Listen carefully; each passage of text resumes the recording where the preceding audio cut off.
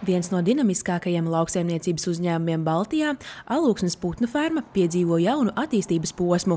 Nesen eksploatācijā nodotas 3 jaunas specializētas ēkas ar kopējo platību virs 6500 kvadrātmetru.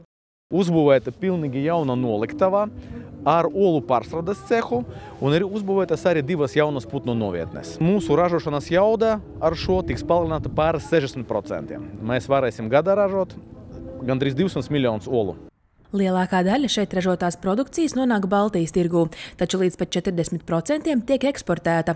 Attīstot un modernizējot ražošanu, uzņēmums APF Holding tirgū piedāvā aizvien jaunus produktus. Varam labāk apgādāt savus klientus gan ar olam, ko mēs jau ražojam kaut kādu laiku, gan arī ar jauniem produktiem. Vai nu tas ir olu masa, olu dzeltenums, olu baltums, bet arī jauna līnija, arī saistīta ar olu proteīnu, olu, kā lai saka, proteīna batoniņi, pulveris vai pat arī no olu membranas kolagens. Šāda mēroga investīcijas ir ļoti nozīmīgas arī Alūksnes novadam. Zemkopības ministrs Armands Krauze uzsver, ka šādas ražotnes ļauj stiprināt vietējo ekonomiku, kā arī veicina valsts kopējos eksporta rādītājus.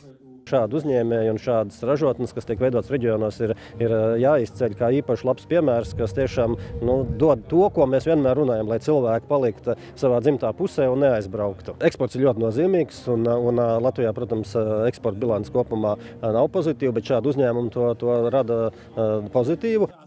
Būtiski, ka jaunās putnu novietnes ir aprīkotas ar modernākajām tehnoloģijām, kas ietver klimata kontroli, barošanas un atkritumu apsaimniekošanas sistēmas, nodrošinot augstu produktivitāti un vides ilgtspēju. Klimata un enerģētikas ministrs Kaspars Melnis uzsver, ka šādas modernas ražotnes vieš daudz lielāku uzticību sabiedrībā. Nevar iedomāties jaunu, modernu rūpnīcu, kas nebūtu energoefektīva un līdz ar to arī nebūtu klimatam draudzīga. Te uzņēmēji paši iet to ceļu, jo tas ir ekonomiski pamatots. Ja tu vēl būtu pie tā vēl klimatam draudzīgs, tas ir kolosāls. Tas, ko cilvēki arī pircēji novērtē visā pasaulē. Attīstot jaunās putnu novietnes un ražošanas telpas, uzņēmumā īpaša uzmanība pievērsta biodrošībai, ņemot vērā, ka daudz viet Eiropā izplatās putnu gripa. Biodrošības pasākumi mums ir visaugstākajā līmenī. Teritorija ir slēgta ražošana, tikai pēc pieraksta ieeja, dezinfekcija.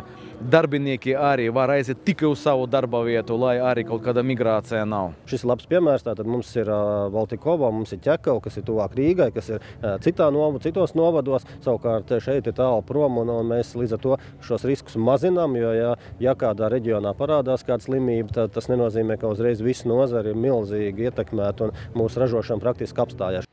Alūksnes putnu fermā pašlaik strādā aptuveni 60 darbinieki, un paplašinoties ir radītas vēl vismaz 20 jaunas darba vietas. Taču uzņēmumam aizvien netrūkst plānu, kā turpināt attīstību, lai nākotnē ar Alūksnē ražoto produkciju iekarotu ASV, Kanādas, apvienoto Arābu Emirātu tirgus.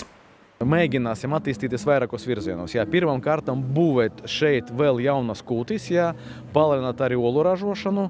Nākamgad jau ir plāni apstiprināti iekšienē, un šobrīd strādājam arī gan pie projektēšanas, gan pie investīciju piesaistīšanas, bet iesim iekšā arī olu pārstrādē tālāk. Jo šobrīd mēs ražojam tikai šķidrus olu produktus, nākotnē plānojam arī olu pulveri ražot.